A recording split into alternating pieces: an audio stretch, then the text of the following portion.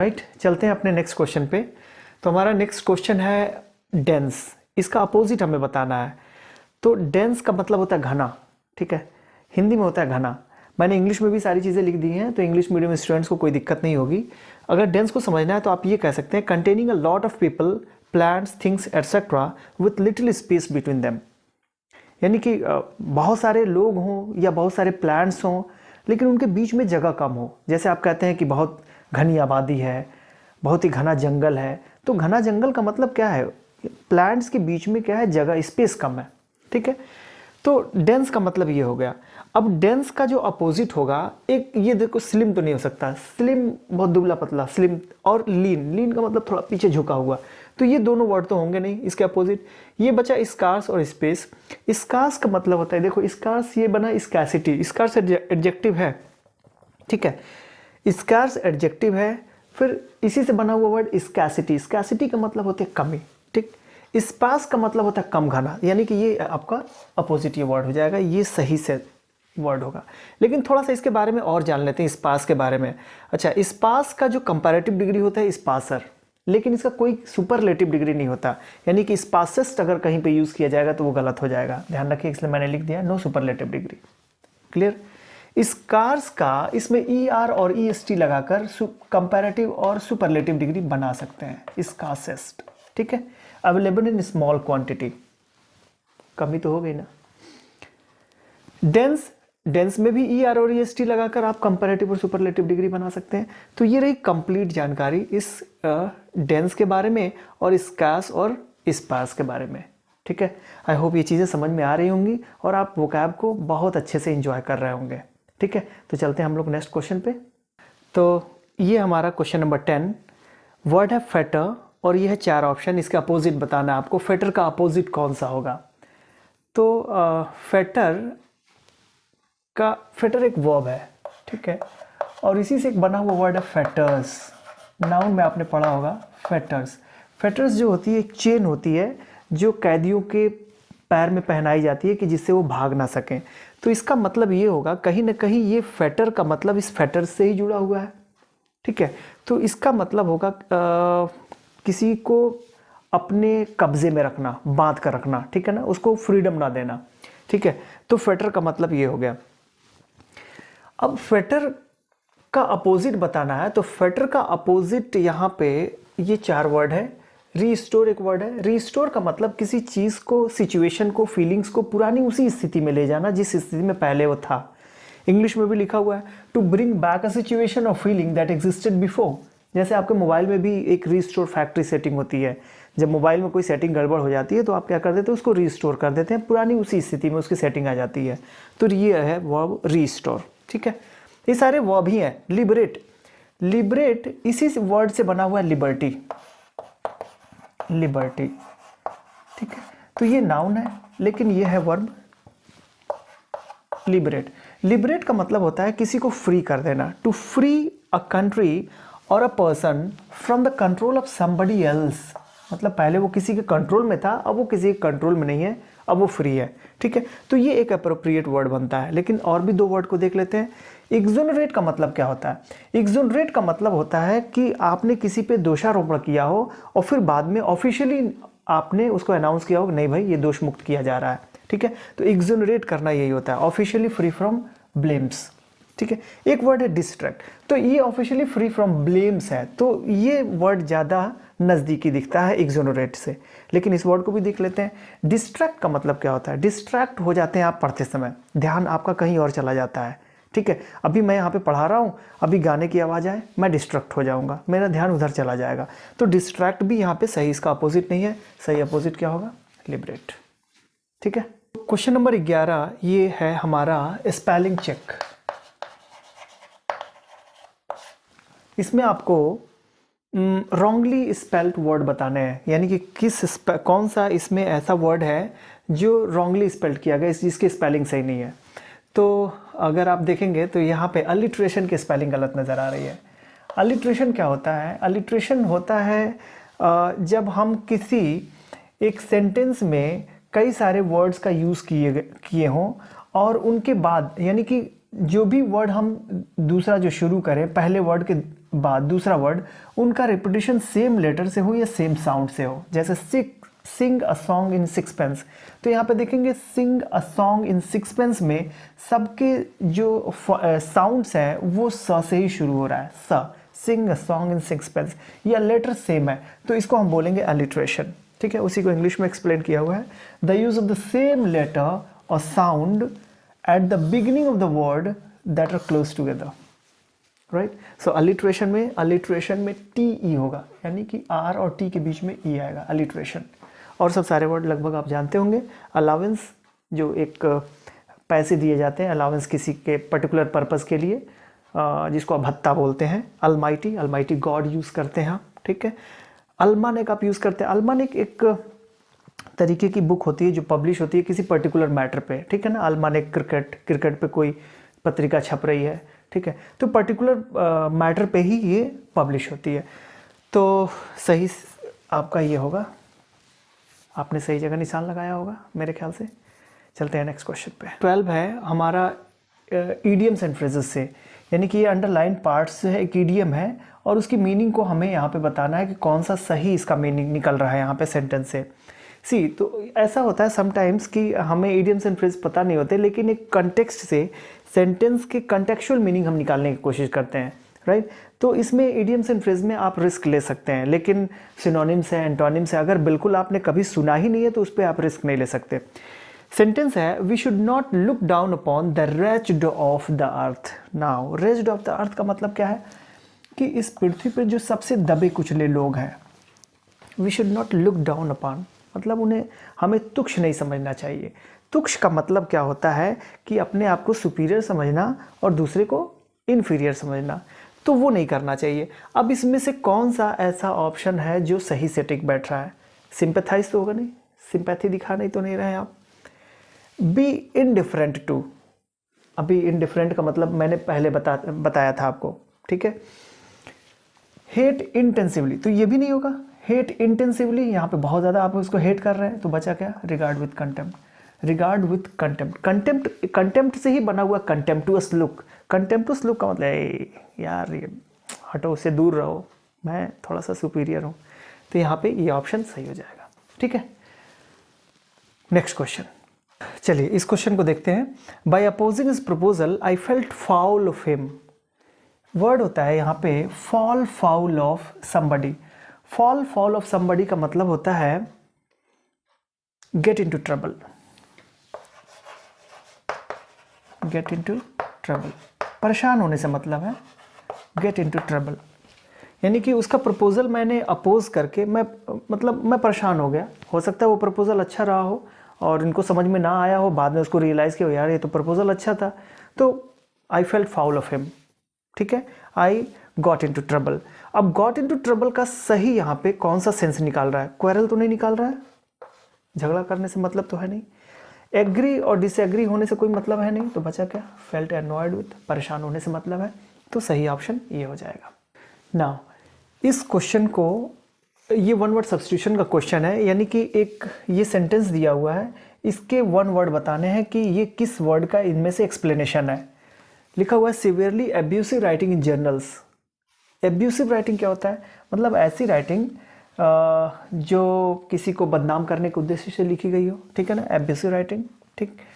Journals का होता है पत्रिका, यानी कोई पत्रिका में आपने बहुत ही ज़्यादा एब्यूसिव राइटिंग करी हो किसी के बारे में, तो एब्यूसिव राइटिंग जो होती है वो उसके लिए हम यूज़ करते हैं स्कैरिलस।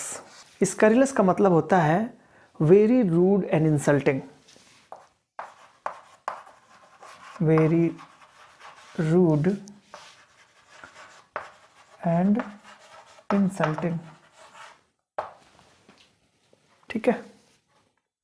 स्पेकुलेटिव क्या होता है? स्पेकुलेटिव का मतलब होता है बेस्ड ऑन गेसिंग। बेस्ड ऑन गेसिंग, यानी गेस करने पे जो आधारित हो, तो ये नहीं होगा। इमेजिनरी का मतलब तो चीज़ें काल्पनिक हो गई। सरकास्टिक कमेंट क्या होता है? सरकास्टिक का मतलब होता है व्यंग्यात्मक, व्यंग जब आप किसी को बोलते हैं, तो ये वाला ऑप्शन आपका सही होगा। क्लियर? ये क्वेश्चन देखिए, इसको एक्टिव से पैसिव में चेंज करना है। और बहुत ही इंटरेस्टिंग क्वेश्चन है। People often get confused facing such type of question. See होता क्या है इसमें, आप देखिए क्वेश्चन को, women like man to flatter them, और इनके ऑप्शंस को ध्यान से देखिए। तो आपको इन दोनों ऑप्शंस में से चुनना एक बहुत ही मुश्किल काम होगा। रीज़न इसके पीछे क्या है, यहाँ पे ये वर्ब है, ठीक है, सब्जेक्ट इसका ये और ऑब्जेक्ट इसका ये, ठीक। तो लाइक है, वर्ब का फर्स्ट फॉर्म प्रेजेंट फॉर्म में है, तो बट ऑब्वियस सी बात है कि यहाँ पे लाइक जो चेंज हो जाएगा इज एम आर लाइक्ड में बदल जाएगा, इज एम आर लाइक्ड में से बदल जाएगा। ये वर्ब डिपेंड करेगा कि इसके पहले सब्जेक्ट कौन आ रहा है, तो बट ऑब्वियस सी बात है मैन आएगा। तो आप लिखेंगे man are liked by women to flatter them. लेकिन आप एक बार ध्यान से इसको देखें, does it making sense the same way the sentence is making, women like man to flatter them. इसमें यह है कि औरतें पसंद करती हैं, यानी कि क्या पसंद करती हैं कि कोई मैन उसकी तारीफ करे, झूठा ही सही लेकिन करे वो, तो ये उनको पसंद है। पसंद क्या है, टू फ्लैटर देम, ठीक है, यानी कि पुरुष उनकी फ्लैटरिंग करे, ये वुमेन को पसंद है, ठीक। तो अगर इस चीज़ को ध्यान दें तो मेन एक्शन ये हो रहा है, ये पसंद कर रही है, ये क्या पसंद कर रही है, टू फ्लैटर देम। लेकिन इनमें से इसको यहाँ पे अगर इसको हम क्या करें, इस क्रिया को यानी कि इस इन्फिनेटिव को, इसका हम सब्जेक्ट ये माने, ठीक है, तो हमें इसको चेंज करना पड़ेगा, टू बी फ्लैटर्ड, और टू बी फ्लैटर्ड यहाँ पे है, ठीक है। तो ये सही सेंस देगा, women like to be flattered by man. लेकिन आप सोचेंगे ये देम कहाँ पर गया, ठीक है। तो ज़रूरी नहीं कि हर एक वर्ड को शामिल होना ज़रूरी है पैसिव वॉइस में, जो सेंस सही देगा उसको हम आंसर लिख देंगे, ठीक है। अगर आप इसको एक तरीके से और भी चेंज करना चाहें तो ऐसे भी चेंज कर सकते हैं। अगर मैन को यहाँ पे ऑब्जेक्ट मान रहे हैं, ठीक है ना, और इसको एक हम क्या करें, प्रेपोजिशनल फ्रेज बना लें, तो ऐसे बना सकते हैं, for man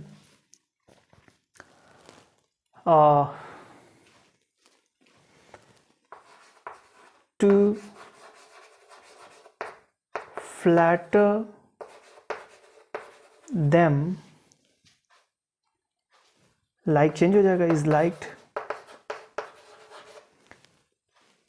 for man to flatter them is liked by women। It's you know it's really horrible, but grammatically ये सही है।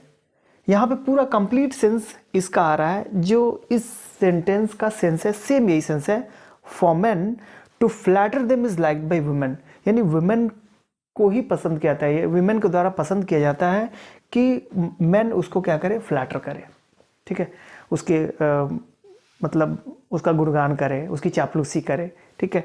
तो I don't know whether it is realistic things और नॉट, लेकिन ये सेंटेंस है, क्वेश्चन है, तो आपको इसका आंसर देना पड़ेगा।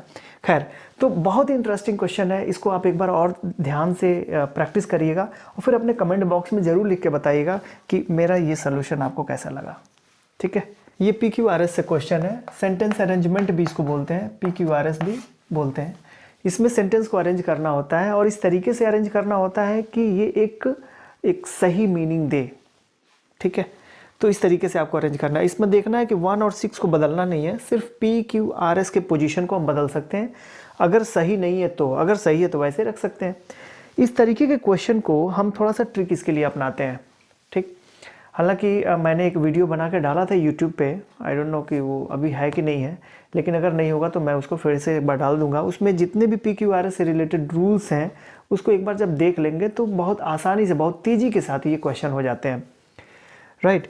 तो यहाँ पे हम क्या करेंगे, पहले ऑप्शन से इस क्वेश्चन को करने की कोशिश करेंगे, क्योंकि होता समय हमारे पास बहुत कम है, 25 क्वेश्चन है और 10 मिनट ही आप इसको मान के चलिए, 10 से 12 मिनट आप इसको दीजिए, क्योंकि जो समय बचेगा वो मैथ्स और रीजनिंग में आप दे सकते हैं। तो इसके लिए हम करेंगे क्या कि हम ऑप्शन का सहारा लेंगे। अच्छा, कुछ वर्ड्स भी ऐसे हैं जो हमें हिंट देते हैं कि यहाँ से सेंटेंस की शुरुआत नहीं होगी, ये किसी के सपोर्ट में आया होगा। जैसे यहाँ पे देखिए और लिखा हुआ है, यहाँ पे इवन लिखा हुआ है, ठीक है। तो और जो होगा ये इसी में से किसके साथ आया होगा, ठीक। तो किसके साथ आया होगा, देखिए इवन के साथ तो नहीं आया होगा, ठीक है ना, इवन ठीक, लिखा इवन पर्पसलेस क्रूएल्टी, इसका मतलब भी इसके साथ कोई सेंटेंस आया हुआ है और इसके साथ भी कोई सेंटेंस आया हुआ है, तो यहाँ पे और को किसके साथ मिलाएंगे, इसके साथ तो मिलाएंगे नहीं। फॉर एग्जाम्पल, ठीक है, और फॉर एग्जाम्पल ये नहीं होगा, तो बचा हमारे पास एस, और एस से जो सेंटेंस की शुरुआत हो रही है सिर्फ इसी में हो रही है, बी। ये आंसर आप इस तरीके से कर सकते हैं, ठीक है, यानी कि पूरा सही से मिल जा रहा है। अब एक बार कोशिश भी करिए, चेक भी करिए कि क्या ये आंसर सही मिल रहा है आपका, एस पी क्यू आर सही सेंटेंस मिल रहा है। तो आप देख लीजिए, यहाँ से पढ़ लीजिए, लिखा हुआ है money is not the root of all evil. Money, पैसे ही हर एविल का रूट नहीं है, ठीक है, यानी कोई भी बुरी चीज़ हो रही है तो उसके लिए पैसे ही जिम्मेदार नहीं है, और उसको जस्टिफाई किया गया है इन ऑप्शंस के द्वारा, ठीक है। पहले कह रहे हैं यहाँ पे the evil of sexual offenders are not motivated by financial gains. जो सेक्सुअल ऑफेंडर्स हैं, ठीक है, जो रेप केसेस वगैरह के जो जिम्मेदार लोग होते हैं, तो फाइनेंशियल गेन्स की वजह से किसी के साथ रेप थोड़ी करते हैं। तो ये पहला उन्होंने जस्टिफाई किया कि ये पैसे के लिए नहीं हो रहा है, ठीक। फिर उसके बाद से यहाँ पे कह रहे हैं और What about the desire for power driving people to horrible crimes? उन लोगों के बारे में फिर क्या कहेंगे जो पावर के लिए, यानी सत्ता पाने के लिए जो हॉरिबल क्राइम्स करते हैं, ठीक है। फिर इसके बाद से कह रहे हैं इवन पर्पस, अब देखो यहाँ पे even purposeless cruelty can be seen in many instances of evil behaviour. Purposeless cruelty यानी बिना उद्देश्य के जो क्रूएल्टी जो कर जाते हैं लोग, उनके बारे में बोल रहा है। Purposeless cruelty can be seen in many instances, कई बार देखे जाते हैं कि भाई पर्पसलेस क्रूएल्टी भी होती है, बिना मकसद के किसी को मार दिया, पीट दिया, ठीक है। तो ये भी तो एक एविल बिहेवियर है, ऑफ एविल बिहेवियर। अब फिर लास्ट में एग्जाम्पल देके इसको सेटिस्फाई करें। For example, neither teacher nor parents profit in any way by torturing children, ठीक है। अगर बच्चे को टीचर टॉर्चर कर रहा है तो फाइनेंशियल गेन की वजह से तो नहीं कर रहा है ना, तो इसमें भी पैसा नहीं है। तो कह रहा है कि जितनी भी बुराइयां हैं उसके लिए जिम्मेदार सिर्फ पैसा ही नहीं है, ठीक है, और भी कुछ है। और फिर बाद में इन्होंने एक कंक्लूजन दे दिया, we can say that money is the root of some evil. कुछ के लिए जिम्मेदार है लेकिन सबके लिए पैसे जिम्मेदार नहीं है।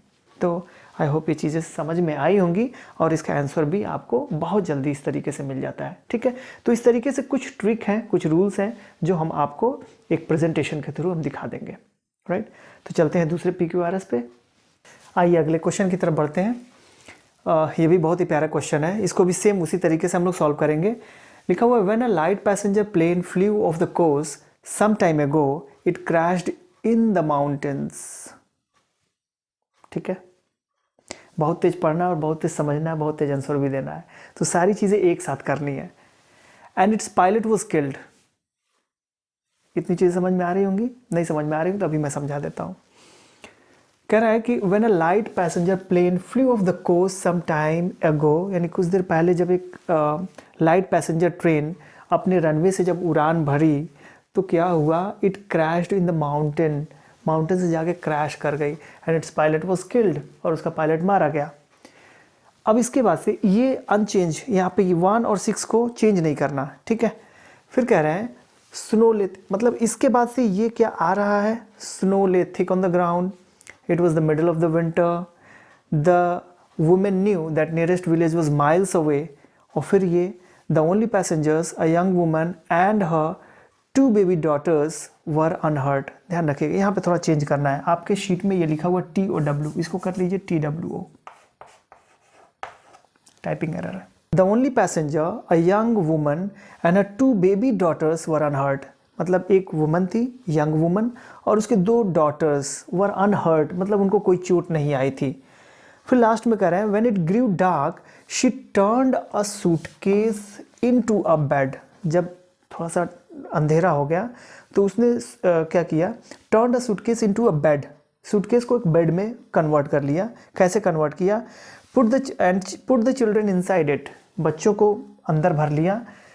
Covering them with all the clothes she could find, जितने भी क्लॉथ्स वो पाई उसको कवर करके उसने सूटकेस बनाया और उसमें अंदर बच्चों को रख के उनको कवर कर लिया। तो यहाँ तक आपको ये पूरा का पूरा सेंटेंस है, इसको सिस्टमेटिक वे में करना है। नाउ इसके बाद से क्या सिचुएशन, क्या कौन सी घटना घटी होगी, आप यहाँ पे देखें। अगर ये 6 नंबर को हम किसी सेंटेंस से मिला दें तो चीज़ें आराम हो जाए, यानी कि बिल्कुल आपको पता चल जाएगा कि लास्ट में यहाँ पे इनमें से कौन सा सेंटेंस आया होगा। तो अगर यहाँ पे देखें, एक वर्ड यहाँ पे मैंने फाइंड किया है शी है प्रोनाउन, ये किसी नाउन के लिए आया होगा। तो इनमें से कौन सा सेंटेंस है जिसमें से ये शी आया होगा, वुमेन के लिए आया होगा, जाहिर सी बात है। तो यहाँ पे the women knew that nearest village was miles away, वो औरत जानती थी कि यहाँ से जो गांव है, जो नज़दीकी गांव है, वो बहुत दूर है, ठीक है। और इसलिए जब वो डार्क हुआ, when it grew dark she turned a suitcase into a bed and put the children inside it covering them with all the clothes she could find. R के साथ 6 को मिला सकते हैं, और देखिए आर के साथ जो 6 आर जो लास्ट में आएगा वो ये है आंसर, ठीक है, मिल गया। आर और किसी में नहीं है, बस सिर्फ इसी में है। तो ये छोटा सा एक ट्रिक होता है, आप चीज़ों को समझ सकते हैं। अब देखिए सारी सिचुएशन, सारे जितने भी यहाँ पे सेंटेंसेस है ना, वो एक के बाद एक मिलते चले जाएंगे। यानी 1 के बाद से एस को रखिए, आप देखिए एस, इसके बाद से ये चीज़ें, द ओनली पैसेंजर, यानी कि पायलट मर गया, लेकिन सिर्फ यही औरत बची रही अपने 2 बच्चों के साथ, ठीक। फिर उसके बाद से क्या हुआ, क्यू को देखिए, it was the middle of the winter, कौन सा सीजन था, मिडिल ऑफ द विंटर, ठीक है, सिर्फ ये बची रही, मिडिल ऑफ द विंटर था। फिर उसके बाद से कौन सी घटना घटी, ये घटी, जहाँ पे ये घटना घटी, snow lay thick on the ground, बहुत ही मोटी परत जमी हुई थी ग्राउंड पे, राइट। और फिर उसके बाद से ये कह रहा है the women knew that nearest village was miles away, वो औरत जो बची थी वो जानती थी कि यहाँ से गांव बहुत दूर है। और फिर इसके बाद से ये जब डार्क हुआ तो अपने सूटकेस को बेड में कन्वर्ट किया, सारे जितने भी पास में जो कपड़े पाए उसमें अंदर भर दिया और बच्चों को अंदर डाल के, ठीक है। तो ये PQRS को सॉल्व करने का एक छोटा सा तरीका है जिसको आप कर सकते हैं। लेकिन देखिए हर जगह मैं ये नहीं कहता कि इस तरीके से चीज़ें हो जाएंगी, आपको समझ भी होनी चाहिए, इंग्लिश के सेंटेंसेस को आपको समझ में आना चाहिए, तभी ये ट्रिक काम करेंगे, अदरवाइज नहीं काम करेगा। मैं बार बार कहता हूँ इंग्लिश को ट्रिकी ना बनाएं, ट्रिक बनाने के चक्कर में बहुत सारे प्रॉब्लम्स हो जाते हैं, ठीक है। तो आई होप ये चीज़ें आपको समझ में आ रही हैं, ठीक है, इंजॉय कर रहे हैं आप। चलते हैं नेक्स्ट क्वेश्चन पे। चलिए नेक्स्ट क्वेश्चन है हमारा इम्प्रूवमेंट ऑफ सेंटेंस का। तो इसमें करना क्या है, हमें ये सेंटेंस जो दिया हुआ है, हो सकता है ये सही हो, इसमें किसी इम्प्रूवमेंट की ज़रूरत नहीं हो, इन सारे जो फ्रेजेस दिए हुए हैं, ठीक है, उनकी ज़रूरत ना हो। तो अगर ज़रूरत नहीं है तो नो इम्प्रूवमेंट पर टिक करिए। अगर ज़रूरत है, इसकी जगह पे इनमें से किसी एक की ज़रूरत है सेंटेंस को इम्प्रूव करने के लिए, तो आप इसमें से किसी एक फ्रेज़ को उठाकर वहाँ पे रख सकते हैं, ठीक है। उसी तरीके से क्वेश्चन नंबर 19 में भी करना है। तो सेंटेंस को समझते हैं। If you want to save money you must get rid of shopping. Get rid of shopping, तो अगर आप पैसे को बचाना चाहते हैं तो शॉपिंग से छुटकारा पा लो। ऐसा थोड़ी होता है कि पैसे बचाने के लिए आप एकदम शॉपिंग को छोड़ ही दो, ठीक है। पैसे को यानी कि खर्च करना कम कर दो। खर्च में कमी करने की जो इंग्लिश होती है वो होती है कट डाउन ऑन, ठीक है।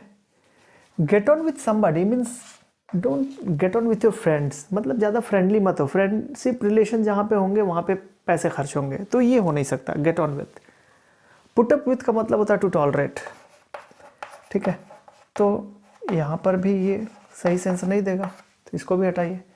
तो ये सही सेंस है, सही आपका जो आंसर होगा वो ए होगा। चलिए अगले क्वेश्चन पे आते हैं। लिखा हुआ birds sit on the bough of the trees in my garden and with their sweet notes fill the air with music. यहाँ पे एक वर्ड है बोज। बोज का मतलब होता है the main branch of the tree. तो चिड़िया वहाँ पे बैठी हुई है। Birds sit on the bough of trees in my garden, मेरे गार्डन में एक ट्री है और उस पर कुछ चिड़िया बैठी हुई है, ठीक है। And with their sweet notes fill the air with music, ठीक है। अपने स्वीट नोट से जो चिड़िया चहचहाती हैं, गाती हैं, तो स्वीट नोट से उन्होंने पूरे एयर को यानी कि वहाँ के एटमॉस्फेयर को बहुत ही मधुर कर दिया हुआ है, ठीक है। विथ म्यूजिक, म्यूजिक से भर दिया हुआ है यहाँ पे। तो अब इसके जगह पे कह रहा है कि क्या आप इसको यूज़ कर सकते हैं, fill their sweet notes in the air. ये गलत सेंस दे रहा है, फिल देयर स्वीट नोट्स, अपने पूरे नोट्स को ही भर दिया है उसने, ठीक है, इन द एयर। यहाँ पे ऑप्शन दे रहा है by their sweet notes fill the air with music, ठीक है। और यहाँ पे ऑप्शन है fill the air by their sweet notes. तो यहाँ पे देखिए ये तो होगा नहीं, इन दोनों में से ऑप्शन में से कोई एक हो सकता है, ठीक है।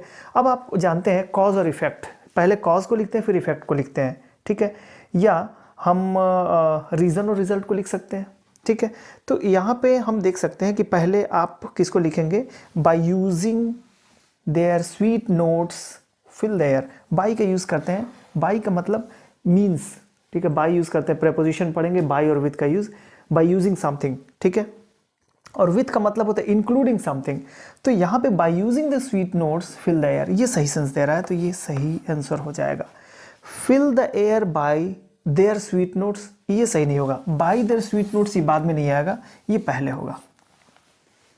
आई होप ये चीज़ें क्लियर हो रही हैं आपको कि ये क्यों पहले हो रहा है, ये क्यों बाद में नहीं लिखा जा सकता, ठीक है ना, इसके पीछे रीज़न यही है, ठीक है। तो विथ की जगह पे अगर हम बाई कर दें यहाँ पे तो ये सेंटेंस आपका सही हो जाएगा, इम्प्रूव हो जाएगा, राइट।